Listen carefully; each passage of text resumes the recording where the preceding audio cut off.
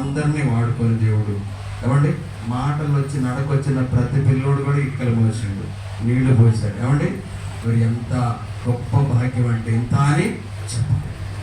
ఏమండి ఇటువంటి ఈ మందిరం నిర్మించిన దగ్గర నుంచి అంతకుముందు మన బ్రతుకులు ఇక్కడ ఈ కుటుంబాలు మన సంఘ బ్రతుకులు ఉంటే చాలా దీన దిశలో ఉండేవి. ఏమండి మందిరం నిర్మించిన తర్వాత ఏమండి ఉన్నతంగా దేవుడు బాగా దీవించాడు. ఆరోగ్యాల విషయంలో తినమండి, ఆత్మీయతలోనే కానండి, ఏమండి ఆధ్యాత్మిక విషయంలో కానీ అన్ని విషయాల్లో ఏమండి దేవుడు మహాకృప ద్వారా బాగా దీవించబడి చెప్పిన ఎటువంటి సందేహము లేదండి.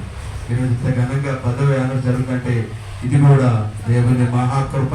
తర్వాత సంఘ సహకారం, బిడ్డల ప్రతిరోజు విజ్ఞాపన ప్రార్థనలు, పెద్దల ప్రార్థనలు, అందరూ ప్రార్థనలు కలిపి ఇంత గొప్పగా ఈ కార్యాన్ని దేవుడు జరిపిస్తున్నాడు. దేవునికి స్తోత్రం, దేవునికి మహిమ కలుగును గాక.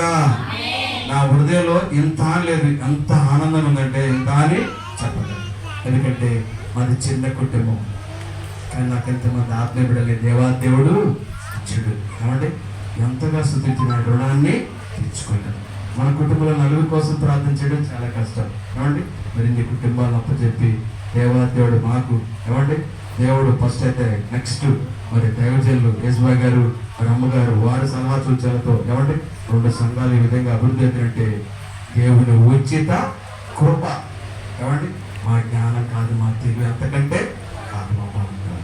ఈరోజు జరగడానికి సంఘ సహకారం, ప్రార్థన మరియు కానుకలు, పరిచయం, యూత్ పిల్లలు మొత్తం ఏమండి అందరి కష్టాన్ని అందరినీ ఏమండి ఏక మనసు ఇచ్చి ఏమండి ఎంత గొప్పగా దేవుడు జరిపిస్తుందంటే ఎంతగా స్తుతించిన రుణాన్ని మనము తీర్చుకోవాలి. ఏమండి కాబట్టి దేవుడు ఇచ్చిన కొద్ది గత సంవత్సరాలతో పోలితే ఈ సంవత్సరం చాలా ఉన్నతంగా దేవుడు జరిపించాడు. ఈ యొక్క 10వ యానివర్సరీ. దేవునికి స్తోత్రం, దేవునికి మహిమ కలుగును గాక.